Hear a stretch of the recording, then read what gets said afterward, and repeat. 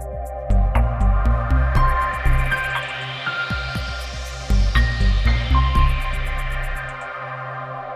Morning बच्चों, आज हम अपना नेक्स्ट लेसन शुरू करेंगे जो कि है कोयला तथा पेट्रोलियम। इसमें सबसे पहले हम ये जानेंगे कि प्राकृतिक संसाधन क्या होते हैं। प्राकृतिक संसाधन वे संसाधन होते हैं जो प्रकृति द्वारा उपलब्ध कराए जाते हैं। ये प्राकृतिक संसाधन कहलाते हैं। उदाहरण के लिए जल, वायु, मृदा, खनिज, इनमें से कोई भी संसाधन ऐसा नहीं है जो मानव निर्मित हो, तो इसीलिए हम इनको प्राकृतिक संसाधन या नेचुरल रिसोर्सेस कहते हैं। प्राकृतिक संसाधन जो है हमारे, वो दो प्रकार के हो सकते हैं। पहला है अक्षय प्राकृतिक संसाधन। अक्षय शब्द का मतलब होता है जो कभी भी समाप्त ना हो। इन्हें इंग्लिश में हम रीन्यूएबल नेचुरल रिसोर्सेज कहते हैं। यहाँ पर न्यू शब्द आया हुआ है, आप देखें, जिसका मतलब ये है कि इन्हें बार बार इस्तेमाल किया जा सकता है और ये कभी भी समाप्त नहीं होंगे। दूसरे संसाधन हैं समाप्त होने वाले प्राकृतिक संसाधन। इन्हें हम नॉन रिन्यूएबल नेचुरल रिसोर्सेज भी कहते हैं। पहला प्राकृतिक संसाधन है हमारा अक्षय प्राकृतिक संसाधन।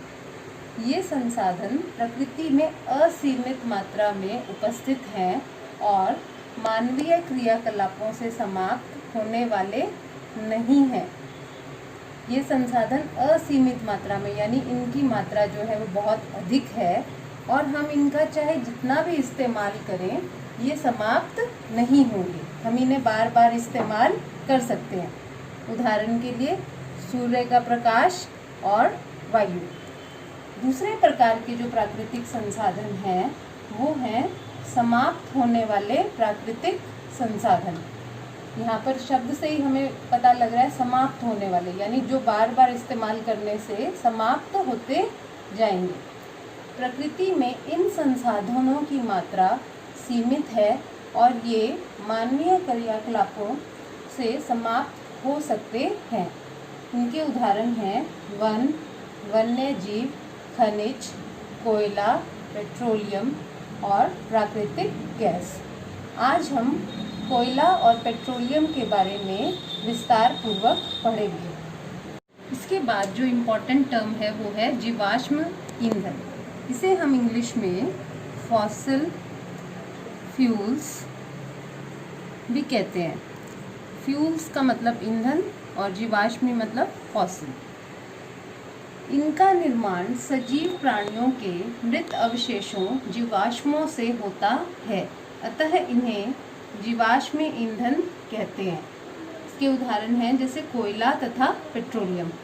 जीवाश्म जो शब्द है वो दो शब्दों से मिलकर बना है, जीव जमा अवशेष, यानी कि जो मृत जीव हो गए उनके जो अवशेष बचते हैं उनसे इन ईंधनों का निर्माण होता है, इसीलिए इनका नाम जीवाश्मी ईंधन पड़ा। ये जो ईंधन है, जीवाश्मी ईंधन है, कोयला तथा पेट्रोलियम, ये समाप्त होने वाले प्राकृतिक संसाधन हैं। यानी इनका इस्तेमाल अगर हमने एक बार कर लिया तो हम इन्हें पुनः इस्तेमाल नहीं कर सकते, इसलिए ये धीरे धीरे समाप्त होने की कगार पर हैं। अब हम कोयले के बारे में विस्तार पूर्वक पढ़ेंगे। ये पत्थर जैसा कठोर और काले रंग का होता है। इसका उपयोग खाना पकाने के लिए ईंधन के रूप में होता है। अगला उपयोग इसका जो है वो पहले होता था कहाँ पर, रेल इंजनों में भाप बनाने के लिए। आजकल जो रेल इंजन है वो ज़्यादातर विद्युत से चालित हैं, यानी कि बिजली से चलते हैं। अगला उपयोग जो कोयले का है वो है तापीय विद्युत संयंत्रों में। तापीय विद्युत संयंत्र होते हैं बिजली बनाने वाले संयंत्र, जहाँ पर इसका उपयोग होता है। इसका एक उदाहरण है जैसे हिसार में, खेदड़ में राजीव गांधी थर्मल विद्युत संयंत्र स्थित है। अगला है विभिन्न उद्योगों में, यानी फैक्ट्रियों में इसका उपयोग होता है। जैसे इस्पात उद्योग। इस्पात का मतलब होता है स्टील। यहाँ पर आपको एक छोटी सी जानकारी और भी दे देती हूँ मैं। हिसार को इस्पात नगर भी कहते हैं, यानी स्टील सिटी, क्योंकि यहाँ पर स्टील की बड़ी बड़ी फैक्ट्रियाँ हैं। इसके बाद है कोयले का निर्माण। कोयले के निर्माण की प्रक्रिया जो है वो बहुत जटिल है।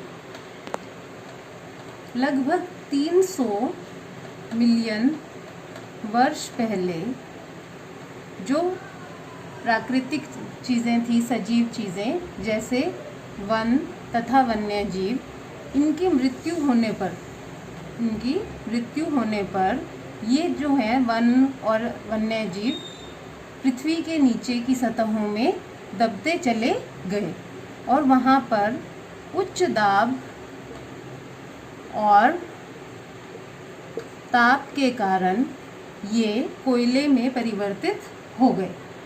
इसको दोबारा से भी देख सकते हैं आप। वन और वन्य जीव हमने पहले ही पढ़ लिया कि ये जीवाश्म ईंधन है एक प्रकार का। कैसा ईंधन है ये? जीवाश्म ईंधन, यानी जीवों के अवशेष से बना ईंधन।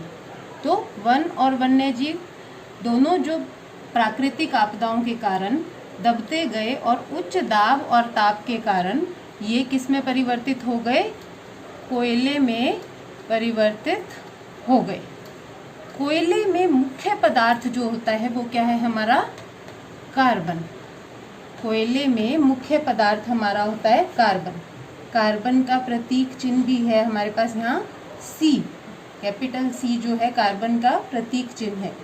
क्योंकि यहाँ पर मुख्य पदार्थ कार्बन है, इसलिए इस प्रक्रिया को कार्बनीकरण भी कहते हैं। इसके बाद है कोयला जो है मुख्य रूप से कार्बन है। ऑक्सीजन की उपस्थिति में ये जलता है और कार्बन डाइऑक्साइड गैस का निर्माण करता है। आगे हम देखेंगे कि कोयले से हमें क्या क्या उत्पाद प्राप्त होते हैं। पहला है कोक। यह कैसा पदार्थ है? यह कठोर सरंध्र, यानी इसमें कुछ छेद से हमें दिखाई देते हैं, काला पदार्थ होता है जो कार्बन का शुद्ध रूप होता है। इसका उपयोग मुख्य रूप से इस्पात उद्योग और धातुओं के निष्कर्षण में होता है।